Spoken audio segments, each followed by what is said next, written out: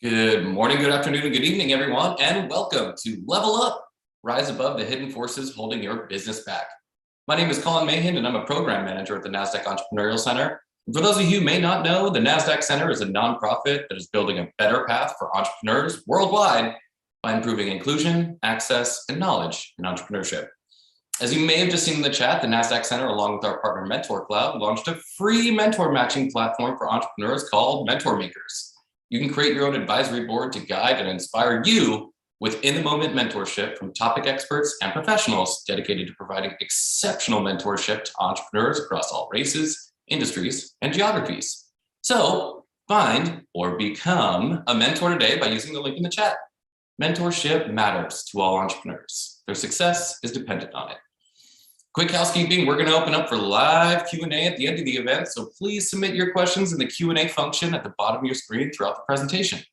Also, please note the book is available to purchase by using that link in the chat, and you can also purchase the book at your local bookstore. Now, none of what we do here at the center could be possible without all the amazing support from our sponsors, including Nasdaq, Lehigh University, Bank of the West, Airbnb, KPMG, Wilson Sonsini, Woodruff Sawyer, BPM, and HubSpot. We're grateful and humbled by their contributions. Now, during these still unique times, we're curious on how sentiment is among the entrepreneurs that we work with. So I'm going to start off by taking a couple polls to just let us know how you're feeling about your business right now. Times are still a little coming back to normal. Some aren't. So just let us know how you're feeling about your business. All right, looks like optimism's on the rise. But totally understand there is some survival mode and anxiety out there. So I'm just going to end this poll and share with you these results. Looks like optimism is the leader, but totally understand that there is some anxiety, survival mode, and fear out there. Hopefully our presentation today will help you with that. Finally, before we launch into our discussion, I'm going to take one last poll that'll help our speakers understand what's keeping you up at night with your business. So is it finance? Is it sales? Is it marketing? Is it scale? I didn't launch the poll, so that's interesting. How do I relaunch this poll? Here we go. All right. So for real this time, what's keeping you up at night? Is it marketing, finance, sales, survival mode? Let us know.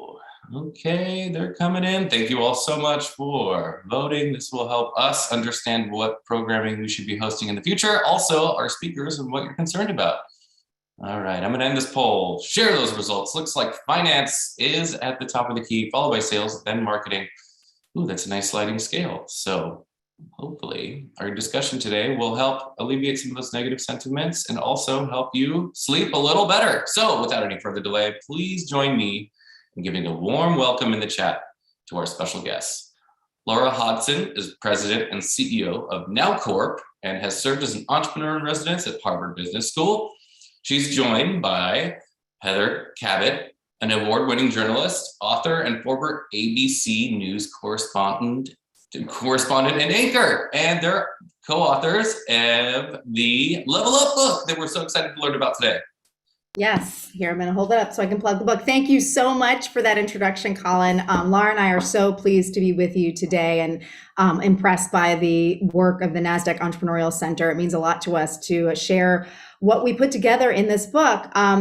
We had the opportunity over the last year, I did, to work with Lara and her longtime business partner, Stacey Abrams, on putting together their business memoir and playbook for small businesses. And I learned a lot.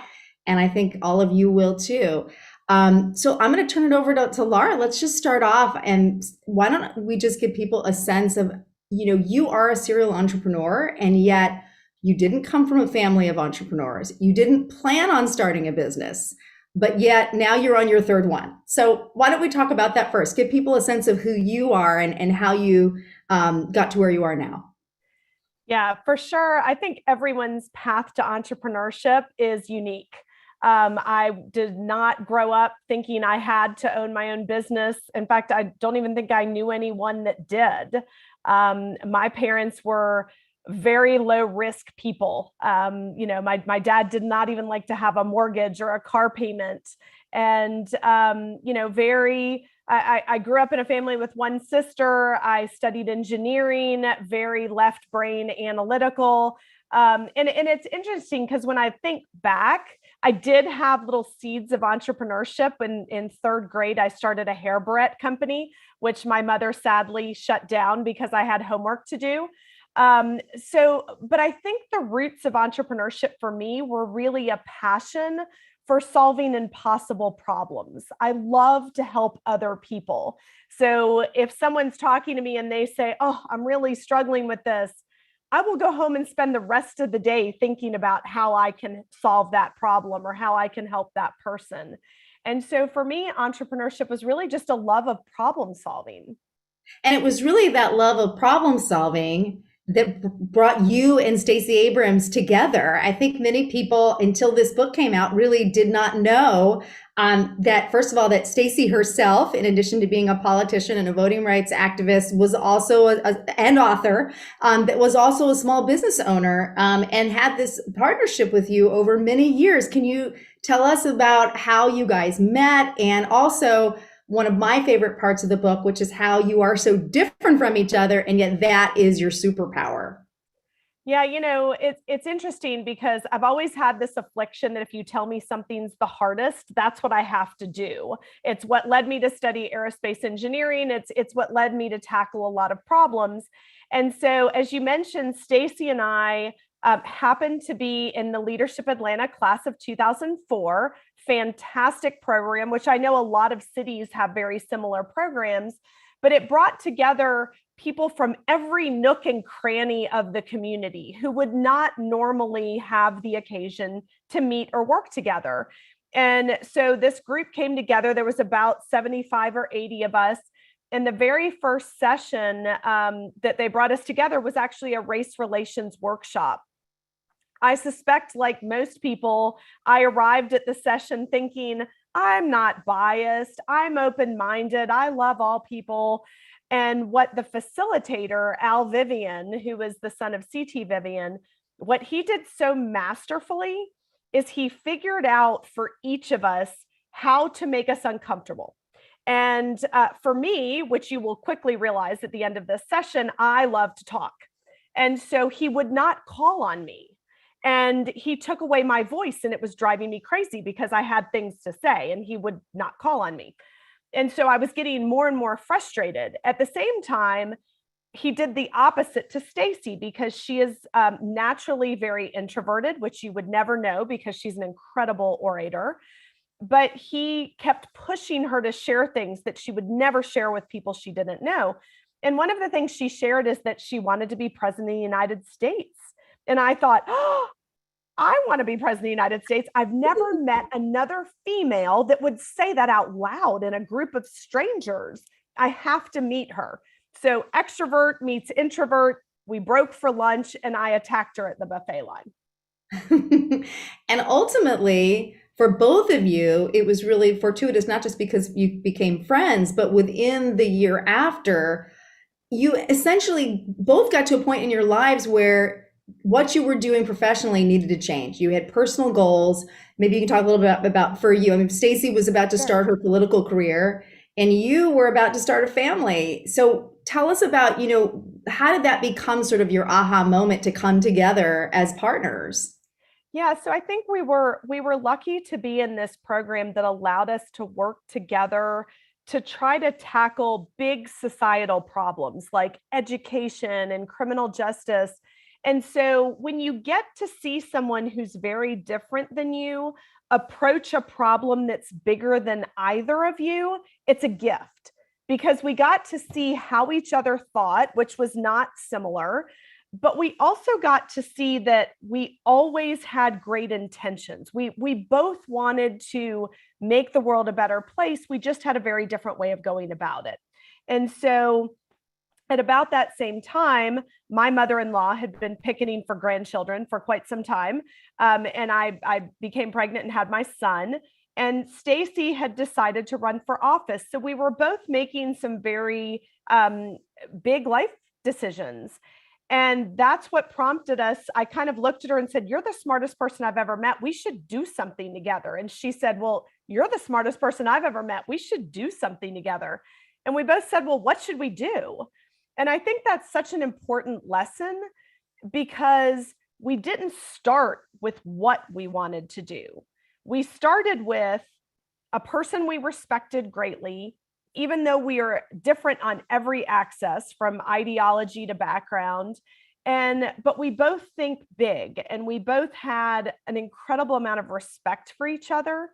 So what we did was less important than who we did it with and who we did it for. Mm-hmm. And ultimately, for people who don't know, what they started was this consulting firm, which one of the things you do have in common is that these two ladies really don't sleep. And they called it Insomnia Consulting because they conceived it in the middle of the night. But what I loved about this, how you shared that story in the book, is the fact that you essentially created the jobs that you wanted and needed at that time. That's kind of what pushed you into entrepreneurship. And I think what we've really seen, particularly in light of the pandemic over the last few years, as entrepreneurship is on the rise, that is what many people are doing. And I think that's why Level Up is so relevant. And so jumping off from that point, why was this the right time for the two of you, for you and Stacy, to tell your story? And I think, what do you want entrepreneurs to get out of it? And then we can sort of dive into some of the real tactical stuff. Well, I think the first, as you mentioned, Heather, coming through the pandemic, we have never seen more businesses started, and that's exciting. But at the same time, we're in an entrepreneurship crisis, and those two don't seemingly go together. But the fact is that the vast majority of people who start companies, they file with the Secretary of State, they're really starting a job. And some of those jobs will continue on until the person is done and doesn't want to have a job anymore and they want to retire, and it will go away. And that's more of a lifestyle business or a solopreneur. Very great option for some folks. But there's another set of folks who desire to scale that business beyond their own sort of lifetime, meaning they create generational wealth for their family, their communities, they create jobs. And if some of those businesses don't scale to create jobs, then our entrepreneurship crisis will continue.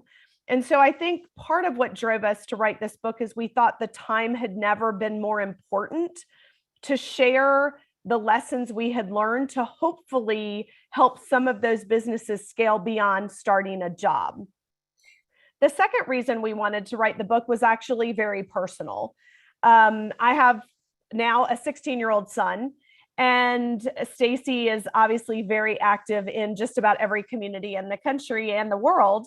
And what we both recognized is that the world we live in is becoming increasingly polarized. My child is growing up in a world where he's told that if you're not with me, you're against me. And Stacy and I believe that nothing could be further from the truth. In fact, the fact that we're different is our superpower. It's not something to overcome. It's not a challenge. It is our superpower. And for us to create a world of progress for future generations, we have got to stop the sort of separatism, and we've got to bring people together that see the world differently and show them how to use those differences as a positive instead of a negative. I love that. And that is an overarching theme of the book about how truly diverse mindsets, how that drives innovation. And that's how it drove your innovation, both of you together. So after you started the consulting firm, you decided that you wanted to do something beyond, essentially what was the sole proprietorship of the two of you, just working day and night, you out there, drumming up business, and, both of you working on these projects at the same time, and Stacy doing some of the back office stuff. But it was exhausting. And you guys came to this point where you said, we really want to figure out a way to make money while we sleep. So yes.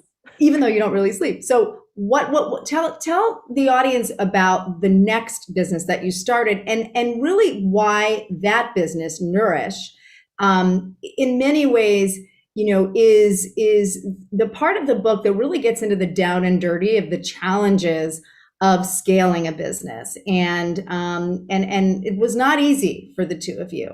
So why don't we talk a little bit about that? Yeah, it's interesting. I think a large number of entrepreneurs start more service-based businesses because they're less cost intensive to start, right? You can start a business where your unit of value is your time. And that's where Stacy and I started. We started a consulting firm. We had skill sets that we could bring to the table. And quite frankly, it was an incredible revenue producing business. I mean, our cash flow was fantastic. Every month we had clients that paid us retainers and we divvied up that income. We had no real cost base other than our computers and some expenses. But as you scale that, we started with contractors. Those were really easy to bring on.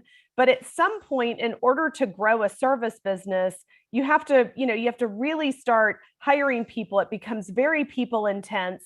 And as you mentioned, when your unit of value is time, you don't make money while you sleep. And we just kept thinking, how are we ever going to scale this in a way that doesn't take more and more and more of our time, which we all only have 24 hours in a day. I mean, if you figured out how to solve that, you have a bigger business idea than I do. And so we just started thinking about this concept of scale. We were at a meeting one day, actually, for one of Stacy's campaigns, and I showed up with my son in the carrier, and I was just complaining because he had spilled his water all over me. And I was like, somebody has got to make a spill-proof bottled water for children. And Stacy kind of looked at me and she was like, maybe we should do that. Now, mind you, neither of us knew anything about the beverage industry, the water industry. We knew how to spell it. That was about it. But I think that's an incredibly important lesson, is that your best idea does not have to be in an area that you're an expert in. It just has to be an area where you can be an expert in the problem and either have experienced it yourself or know someone else who did. And so we came up with this idea for Nourish, which was our spill-proof bottled water for children.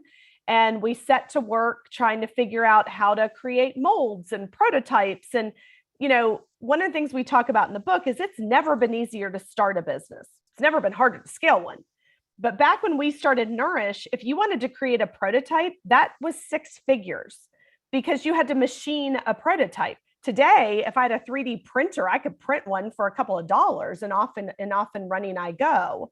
So I do think it's becoming easier and easier to start businesses because the cost of entry is going down.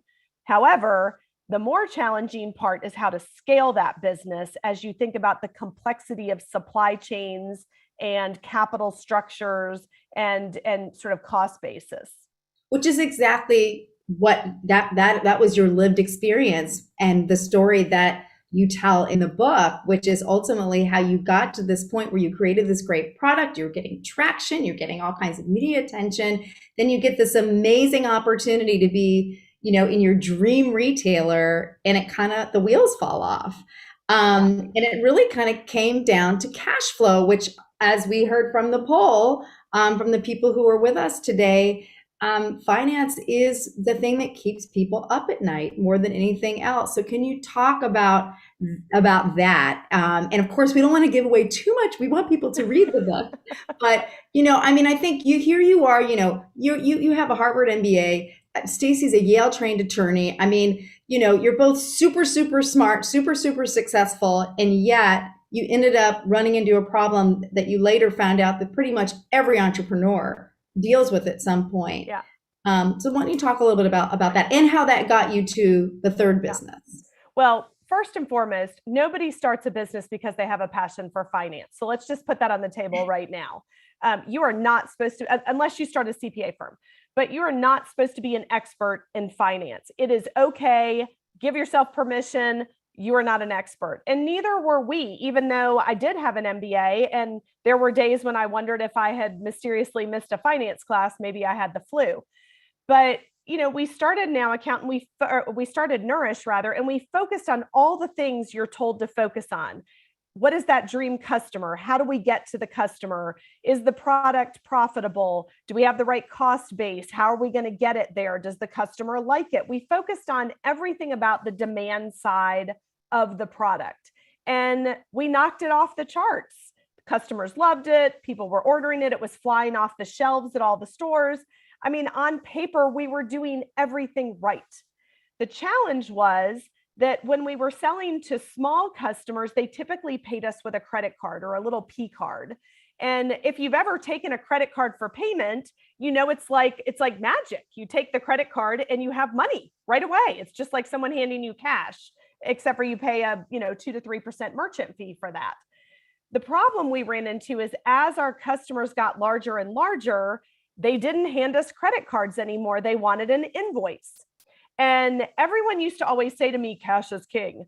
And what I quickly realized is in the word cash flow, the more important part is flow, because cash may be king, but flow is queen. And you don't win a chess match without flow. What we quickly realized is we were selling lots of product. On paper, we had plenty of revenue, but our customers were taking 3 and 4 months to pay their invoices. And you can't pay your bills, you can't pay your employees with invoices, right? Like you need actual money. And so I just remember sitting there one day and putting my head on the steering wheel and crying, because entrepreneurship is so lonely. And when something goes wrong, you blame yourself. You're like, oh, I must have done that wrong. I negotiated wrong. I didn't know. It's my fault. And then after a few minutes of crying, I sort of like, my self voice said, no, you're not, pick yourself up and here we go. And we started to look for any solution that was out there. We went to our bank and looked at loans and lines of credit. We went to SBA. We went to credit unions. We looked at factoring and all this financy type stuff, which none of us like. And what we just realized is, why in the world are we the ones borrowing money when we're really the free bank here? Because we had shipped all this product to these retailers and it was taking months to get paid. We were the free bank. So it's not that we needed to borrow money. We really just needed them to pay us faster.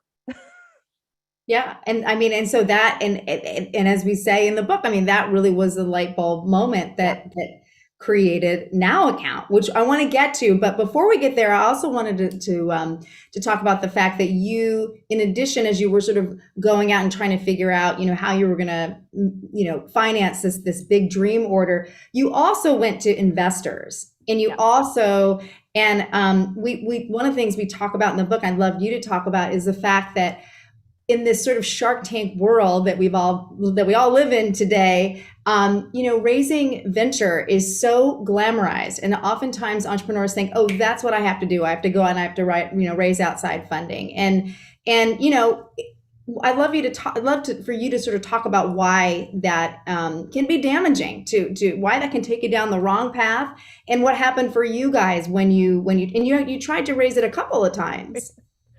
Yeah, I mean, I think this sexification of venture capital and private equity really does a huge disservice to a lot of would-be entrepreneurs, largely women and underrepresented founders, because the reality is 99.9% of businesses should not and will not ever use that type of capital. But we glorify those that do on Shark Tank and all of these shows, and we all think about unicorns and the Silicon Valley world. What that does is it discourages many amazing entrepreneurs from ever trying. And one of the things we found, I'm really passionate about this idea of inclusive entrepreneurship. And when you say that word, people think that, oh, that means we need more women entrepreneurs, we need more minority entrepreneurs, which absolutely it does. But it also means inclusive of industries. And what Stacy and I discovered the first time we went out to raise capital for Nourish is people looked at us and they're like, well, you're not a high-tech startup. You're not a software company. Well, no. And immediately that sort of discarded us from the conversation. And I just remember scratching my head thinking, I'm standing here in Atlanta, Georgia, in the shadows of the Coca-Cola Tower. Clearly, you can create generational wealth and value for the community by just about any type of business. I mean, Mrs. Fields made cookies. And so the minute we sort of create this stratification that says, if you're not the fancy, sexy, high-tech software startup, that you're a second-class entrepreneur, that's wrong, because you're not a second-class entrepreneur, and you can create an incredible, sustainable business doing just about anything. Mm-hmm. And yet so many entrepreneurs, as you said, get discouraged because they go down that road and they're told that, that people aren't investors are not interested. But this brings me to the point, which is again a big theme in the book, which is this concept of the 3 C's of growth. And what you and Stacy really believe is the key to growth for entrepreneurs in terms of thinking about, or really shifting the mindset around capital and the way capital comes into your company. Can you talk about that? Yeah, so I'm always the contrarian. And as Stacy and I were trying to raise money, every lender we would talk to would start with the 5 C's of lending. And as I listened to those, what I really heard was, here are the 5 obstacles. Here are the 5 reasons we have no intention of giving you any money. And I just kept thinking, why are we approaching it as gates to be successfully navigated, as opposed to what are the things that facilitate a business's growth, not the gates they have to cross to access the dollar that you're hanging out there. And so as I stepped back and thought about, at the very root of any business, what is it you need? You need customers, right? Without customers, your business is a hobby. We all have those. They're quite fun, but they don't make money. So you need customers, you need capital, and you need commerce. If you have those 3 things and they actually work together, then your business creates a flywheel of growth, which means you would have to apply a force to stop the growth as opposed to apply a force to create the growth. And I think what we saw during the pandemic is that there are natural supply chains for everything. The thing we all saw the most was the supply chain of toilet paper, which stopped working for a while. But there's also a natural supply chain of capital. And when we say to businesses, you need access to capital, immediately they turn to, oh, that must mean I need to go get a loan or I need to go raise equity. That's not true. The most important capital your business will ever have is called revenue. It's commerce. Without that type of capital, the rest is irrelevant. Like, you don't wake up on a Monday and say, I think I'll go get a loan for fun. You're getting the loan because you're trying to get more customers, drive more revenue, access more commerce. So if we can really root ourselves in what drives commerce, how do we facilitate 99 cents of every dollar that goes into a small business comes from your customers? It's called revenue. If we can get that flow optimized, then you use the other types of capital to invest in growing your business. But you don't use those types of capital to run your business. That's where commerce comes in. And you have to get that part right first. And then one of the things that you and Stacy talk about in the book is looking at the right types of capital at the right time and understanding the costs, because every different type of capital has a cost. And oftentimes entrepreneurs don't know that going in. And so I think that's really, what were you going to say? Well, I was going to say, sometimes the cost of the capital doesn't have a dollar sign in front of it. So a lot of times we see capital, and especially these days where every time you log into social media or Google, something will pop up and offer you, click here and you can get money for free. I guarantee you it is not for free. Not all cost has a dollar sign. We tend to see different types of capital and say, oh, this one has a lower interest rate, it must be better. But I'll give you an example. We had a client one time that she was in the fuel business, and she saw one of these great online loans that would give her capital quickly at what looked like a really low cost. But the way it was structured, they would take money out of her account every day. Now, that may not be a problem if you're a restaurant, because people are putting money in your account every day. But if you're in an industry like hers, where she was getting paid weekly or monthly, having money taken out every day, first of all, don't ever let anybody take anything. You give it. You don't let them take it. But having money taken every day caused her to trip all these different ratios, and she was just being killed with fees and penalties. So while on the surface, the cost of the capital looked fine, the structural cost was not a match for her business, and it almost put her out of business. And she ultimately became a client of your third business, which we haven't gotten to yet. So why don't you give the audience, an overview of Now Account and how that came to be, and what's the problem that you and Stacy are solving for small businesses? Yeah, so my favorite part of Now Account is people look at Stacy and I and say, wait a minute, neither of you are bankers. How did you come up with this? And I think the reality is the best ideas come from the demand side of a problem, not the supply side. So it's because we weren't experts that we came up with that idea. Remember that. Because we weren't experts, we came up with an innovative idea. And as we were experiencing the trouble of growing Nourish when our customers were taking forever to pay, and like I mentioned, everyone said, go get a loan, go try factoring, go do this. We looked at everything that existed and it just didn't work for us. We didn't want debt on our balance sheet. We didn't want personal guarantees. I had a new baby in the house. And we were sitting at lunch one day and we thought, wait a minute, this restaurant never has to wait to get paid. That is so unfair. And we started to think about why that was the case. And what we realized is that if you're in the sort of business to consumer world where people pay you with a credit card, you have the luxury of taking a card and getting paid immediately. But in the world where you sell to businesses and government customers, they won't pay with a credit card. They want an invoice. So being the entrepreneurial people we are, we said, oh, well, let's just create a new system that allows small businesses to get paid immediately in a way that feels like taking a credit card, even when their customer will not use a card. So the customer gets the old, give me an invoice and I'll pay when I feel like it. And as the small business, you can elect to get paid immediately on your Now Account. And it's not a loan, it's not factoring. It feels like you accepted a credit card, which means you can grow your business exponentially with no accounts receivable. You have a ton of cash and you have no liability. So when you do need to access capital for things like equipment and tooling, you can walk into your financial institution and your balance sheet rocks.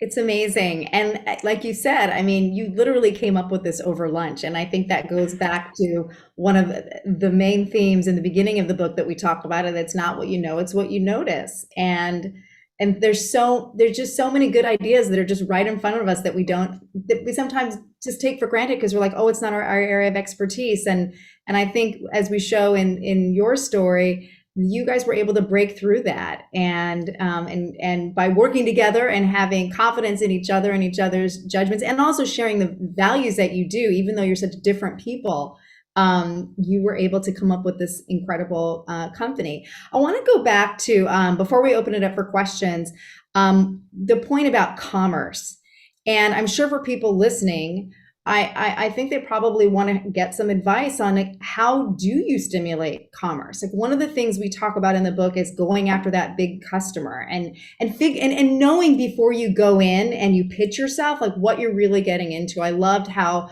we had the opportunity to talk to Therese Thompson, who is the former head of supplier diversity at Coca-Cola, and she had she shares some fantastic advice in the book. But I'd love for you to share some of your thoughts on that for the folks who are listening.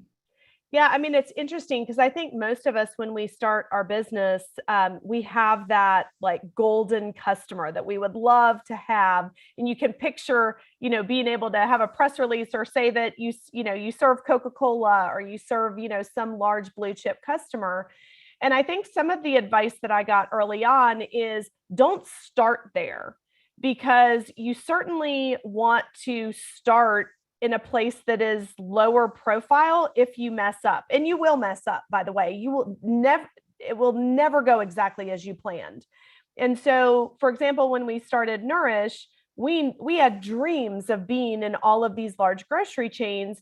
And we actually had the opportunity. We made some phone calls and we were able to get Kroger to, agree to test the product, but it was too early because we weren't ready for that.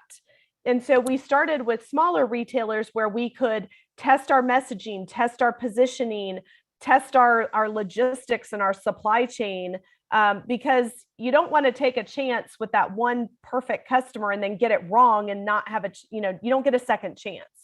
And so we did that part right. We started small, we sort of grew incrementally. I think when we got to the big customers, what a lot of small businesses don't realize is there's not one person who can say yes. And in small businesses, there is, right? If I can just get to the CEO, done deal. And so a lot of times you get into these large companies because you found a relationship, you found a senior executive that got you in the door, and then you wonder why it takes a year plus to get the deal done. Well, it's because there's not one person who can say yes. Instead, you have to navigate through all of the possible no's. You have to survive the gauntlet of no's. And if you're not sort of ready for that, then it can be disheartening and you sort of give up too soon. The other thing I would say is that large companies have very specific requirements from their suppliers. And even though most of them are very intentional about wanting to spend more money with underrepresented founders with small businesses, you still have to meet the basic criteria. You don't want to be at the altar when you haven't checked those boxes, because as much as they want to buy from you, you're going to get all the way to the end and find out you're not ready. And so really understanding the boxes you have to check to qualify to be one of those suppliers, get that work done first, because then when you're at the altar, you can like consummate the partnership and off you are and running. The other piece of advice I thought that was really great that that we share in the book too is the idea of looking under the hood of the supply chain of a big blue chip company and seeing who those vendors are, because oftentimes those medium-sized vendors could be a great way for you to start. And then you can kind of, it's like almost like a dress rehearsal. You get to work with them, they get to know you, you get to know more about whether you do check those boxes before you finally apply or pitch yourself as kind of the main supplier to a big company like that. And I thought that was a really great piece of advice. Yeah, there's nothing better than going into that big customer and when they say, oh, I think this would be good for us, saying, well, I already know it is because I've been part of your solution already. You just didn't know it. So we had that actually with Coca-Cola when we first sat down to talk about doing a program with them with Now Account. And they said, oh, I think our suppliers would like this. And I said, well, I already know they would because I've already been working with several of them. So it definitely gives you that confidence and it gives you knowledge that they don't have that you can use as a benefit in your discussions. Before we pivot to the questions, and you referenced your family and we talked about Stacey's political career. And one of the things that we talk about in the book is that this myth of entrepreneurship often is that, it's the two guys in the garage who, eat ramen noodles and work all day and have no life. You guys completely turn that on its head. Can you talk about that? How did you balance, and really, is there any such thing as balance? How did you sort of juggle having your personal life, your personal aspirations with also starting these, multiple businesses? Yeah, I think it's interesting. Every day I have, aspiring entrepreneurs that come to me and say, I really want to start a business, but I also I want to get married. I want to propose to my fiance. I want to have children. And I think it's another very inconvenient sort of myth that we have created, which is that if you're going to be a good entrepreneur, you have to give up everything else in your life. That is so wrong, because let's be honest, if you are willing to leverage your family, your children, the things that matter to you most, why would I invest in you? You don't make wise choices. I actually think that being able to build your business, and I'm room mom in my son's classroom. I've been team mom for every sport you can imagine. But what I realized midway through my career, and I wish someone had told me sooner, is this constant debate that we have, particularly women, we love to have this debate. Can you have work-life balance? And I can answer that for you. You can have it, but you don't want it. It stinks. Because work-life balance is very much like a seesaw on the playground. And if you come upon a seesaw where everything is balanced, there are two things that you know. Number one, no one is having any fun, because have you ever just dangled on a seesaw? That's all you're doing is hanging there. But number two, everything is average. And I have no desire to be an average mother, an average wife, or an average CEO. And so long ago, I decided that I was not going to try to have balance. Instead, I was going to optimize my time. Now, that's a very engineering term, but I'm going to be optimized, meaning if I am in a board meeting with you, you better be ready, because for that 2 hours, I am 110% yours. I am all in. I'm not checking my texts. I'm not looking at my messages. I'm with you. When I leave, I'm all in doing something else. So you better make the best use of your time. But what I discover, because people always say, how do you balance all of this stuff? And I don't. But you will be amazed at how much you can accomplish in your day and part of your night if you optimize your time. If you are 100% in the present, everyone around you will be happier, including you. And I think both of you, through the three companies that we chronicle in the book, we show how both of you were able to do that in different ways as your lives changed. Because when we started, you both were at the very, very beginning. I mean, it was almost more than 15 years ago. So much has happened since then. And I think 5 when we started. Yeah. I think, for people listening, one of the reasons why I really loved working on this project with the two of you is you were just so candid about the messiness of it. I mean, this is not easy stuff. And I don't think that in the book that we in any way put sort of a gloss on it. I think it's very, very authentic in the way you dealt with different tensions in your life, and even with each other. We didn't agree with each other, how you solve problems together. And that before we segue to the questions, and my final question to you here is, we definitely talk in the book about some stumbles that you had. What, I guess, for people listening, what was the greatest thing that you took away from some of those disappointments or mistakes that happened along this long and winding road to get to where you are now? Yeah, it's interesting. I was in New York last week with another entrepreneur, and she said, "My gosh, I need like a whole day to sit down with you, because I keep on a smile for the team, but there's a lot of mess going on back there." And I said, "Well, you're telling me I put it all in the book. All my mess is out there." but I do think, all progress happens in that messiness. And it's painful at the time. I mean, when I look back at the things that went wrong and the things that I did wrong and the mistakes that we made, and then some of the things that were totally out of our control at the time, it was devastating. I mean, your company is like your child, and more than enough tears are shed in that book, right? So, but I think it was recognizing that in every painful event, there's something to be learned. And if you can give yourself the space to go through the pain, right? Don't discard it. It's painful. I mean, like I said, I've cried a lot. But then say to yourself, okay, so I've experienced this devastation. What am I going to do with that?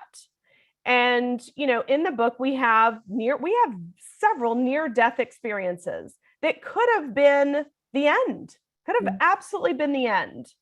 And yet Stacy and I just sort of, number one, when one of us is strong and the other one was really having a moment of weakness, it was sort of like pick each other up. And it was just to constantly be curious about, what do we do with this new information that is so painful? Because at the end of the day, if we're experiencing it, other people are too. Maybe there's an opportunity in there to help other people not have that same pain. And I will tell you, when everything is going wrong, it is really easy to wallow in the victim side of it. It's also really easy to just say, how am I going to fix it for me? Yeah. But to step back and say, not only do we have a responsibility to fix it for ourselves, but to fix it for everybody who comes behind us, that's your next business opportunity. And we really do, as entrepreneurs and small business owners, we have a responsibility to one another to pave the way for the next group. because we are the engine of this economy. And the vast majority of the players in the economy, they don't talk with us, they talk at us. They tell us what we're supposed to do. But if we could band together, we are the ones that drive the economy. We can change the narrative. Yeah, I love that. One of the things, that I really loved in working with you on this project was really getting a chance to meet these unsung heroes of the economy, these people that we, like, as I was saying, we were both saying earlier about Silicon Valley, like a lot of times we only hear about kind of the sexy tech startups, and yet there are so many other amazing entrepreneurs that are powering our economy, who are out there every day, and innovating and growing and also facing incredible challenges. And I love the idea of rallying people together to help each other. So we have a bunch of questions. I'm going to start throwing a couple at you. The first one, this goes back to financial risks. So I'm going to read this to you. This is from an anonymous attendee.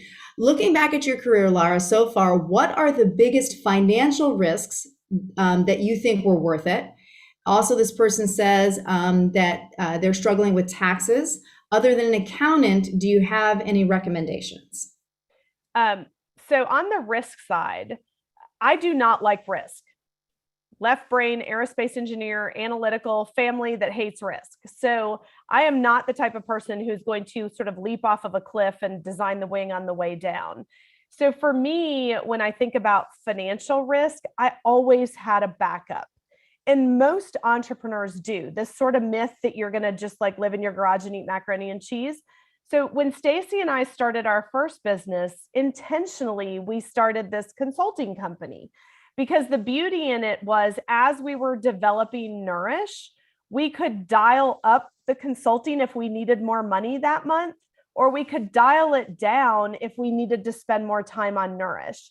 And so if you look at our consulting, it was almost full-time for a while we played around with Nourish in the evening. And then as Nourish started to show promise, like we got our first customer, we dialed down the consulting so that we could allocate a little bit more time. But we didn't do that until we started to have customers and revenue coming in, so that we didn't have to take that huge financial risk. Now, mind you, I was married, so I had a spouse that was also, where it's sort of, he was at a big company with, very stable, but very little flexibility. I had all the flexibility in the world, no stability. So it was a good match. Stacy didn't have that. She didn't have a spouse. So she was the sole breadwinner for her family, and she was and still cares for her aging parents. And so we were very honest with each other about money. People don't like to talk about money. Money's like, it's the lifeblood or the circulation that you need to keep doing your business. It's not bad. Making money is not bad. It's what earns you the right to serve people tomorrow. And so we were just very honest with each other about where our pain points are and what we needed. So I think, for me, the biggest risk I took was stepping out of having a job, and instead relying on myself and Stacy as the source of capital. But we really believed in ourselves, and we kind of took it 1 month at a time. The second part of that question, when you talked about taxes, there are two types of people that can help with taxes, obviously, like accountants and CPAs that can help you with your taxes. There's also like tax attorneys who know kind of the technical side of taxes if you have more of a structural question. But one mistake I see a lot of entrepreneurs make is we are all taught to like minimize our profits so that we don't have to pay so many taxes. And that is great until you need to access capital. Because when you go into the bank to get a loan, they don't want to see that you don't make money, because they want to see a path to getting their loan paid back. So make sure that you don't sort of cut off your nose to spite your face. And while you may be saving a little bit in taxes, you actually cut off your ability to bring in capital. So make sure you've got somebody that can help you think through the bigger picture. Next question is from Vanessa Calderon. She says, how do we find a great partner to join on an idea that you already have? And are there any tips or ideas that you have for connecting with others to join in launching when you aren't in a revenue place? Yeah. So Vanessa, that is such a good question. And we did it so wrong the first couple of times. What most people think is the best way to find a partner is to either go get your best friend, which is not a good idea if you want to keep your best friend, or to go find people who on paper fill in all the pieces you don't. And I think one of the things that's really important to note about Stacy and I is while we are incredibly close in terms of we respect each other, we know each other's sort of ethos and where we draw the lines between right and wrong, we are not best friends. And what I mean by that is our lives don't overlap on all axes. Our kids don't go to the same school. We don't go to the same church. I think if your lives overlap too much, it's actually bad because you need to be able to go back to your own independent spaces and think. Otherwise, you start to think like each other. And once you start thinking like each other, that's dangerous because then you believe your own BS. So keeping that diversity of thought. So what I would say is find somebody who you've interacted with in some, maybe you volunteered on a board together. Maybe you know each other through school, but someone that you respect because you've seen them make good decisions and those decisions align with the way you would make decisions. And start there. You can ask someone to come in and sort of be a contractor and help you with things without necessarily them being a partner right away. Because once you pick a partner, you're really married to them for a very long time. So I would say not too close, but not too close. And then make sure that what you align on is mindsets, not skill sets. So the fact that someone has a law degree and you need a lawyer is not a reason to make them a partner. It's a reason to hire them. But for a partner, your mindsets, how you define success in life and how you define right and wrong, that has to be aligned. I think that's such great advice. And as you said, we really get into that in the book with the beginnings of Nourish. Okay, Holly Ingram says, I've been a community organizer and Jack and Jill of all trades most of my life. As an entrepreneur, I struggle knowing when and how to hand off tasks so that we can grow. Can you share any insights on how to get out myself and the business structure to grow? Oh, Holly, me too. When you start a business out of necessity, you have to do everything. And like I said, it's your child. It's really hard to step away. And honestly, what holds most businesses back from growth is the founder. It's always the founder. So one of the things I would say is get yourself a personal board of directors, not a mentor. Lots of people have mentors. They pat you on the back when you make mistakes. What you want is a personal board of directors. So a couple of people who know you from different parts of your life that are not involved with your company, not involved in your industry, that can meet with you maybe quarterly, and you can share some of the decisions you're making, and they will tell you when you are off track. So their job is not to say it's okay and pat you on the back. Their job is to call BS when you're going down the wrong path. And so for me, I have that. I also have a coach. Everybody needs one. Michael Jordan still needed a coach, even though he was the best. And one of the questions I ask my coach every time I meet with her is, am I part of the problem? If something's not growing fast enough, am I holding it back? What am I doing differently?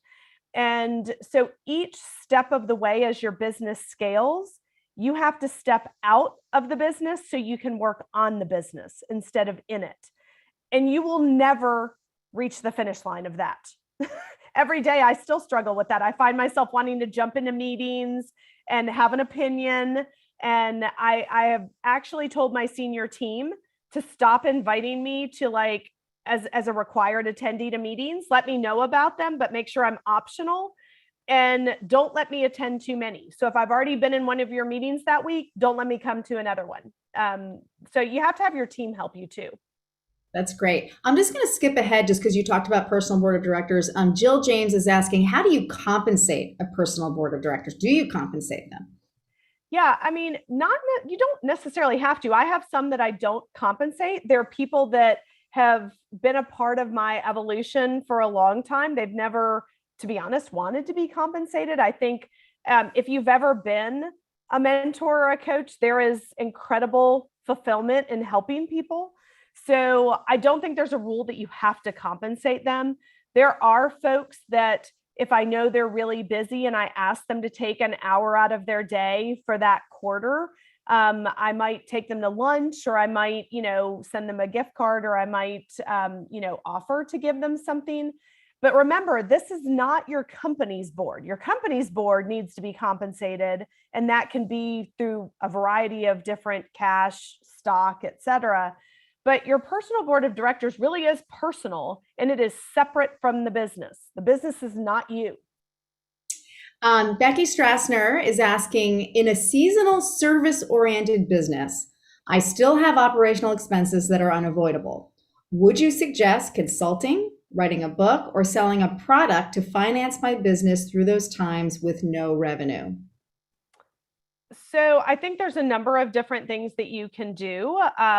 There are certainly businesses that are seasonal and they manage to generate enough cash flow in the revenue income part of the season to kind of get through the other pieces.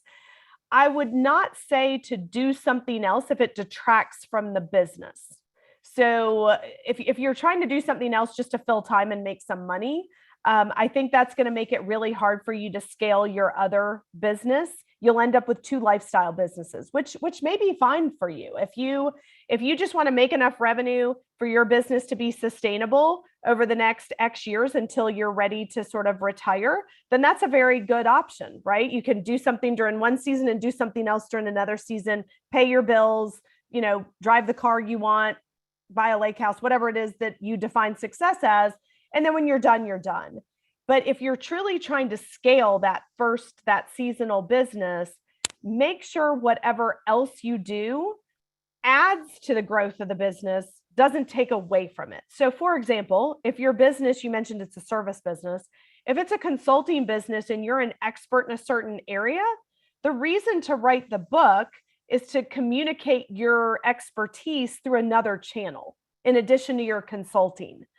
And then, yes, the book can not only, sell while you're not consulting, but hopefully it's driving more clients to your consulting business.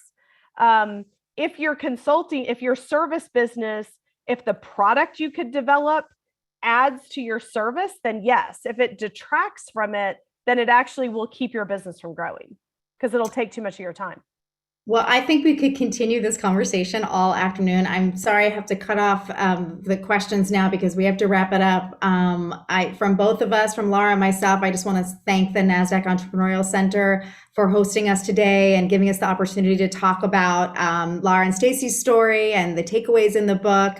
And we just appreciate the opportunity. And kudos to all of you entrepreneurs out there and the incredible work that you do. So thank you.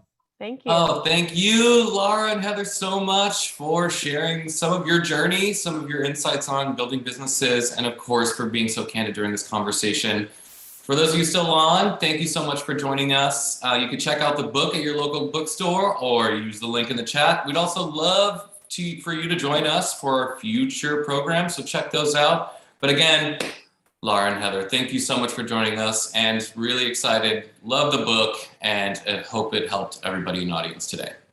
Thank you, Colin. Take care. All right, and for those of you still on, we look forward to seeing you all online soon. Have a good one, everyone.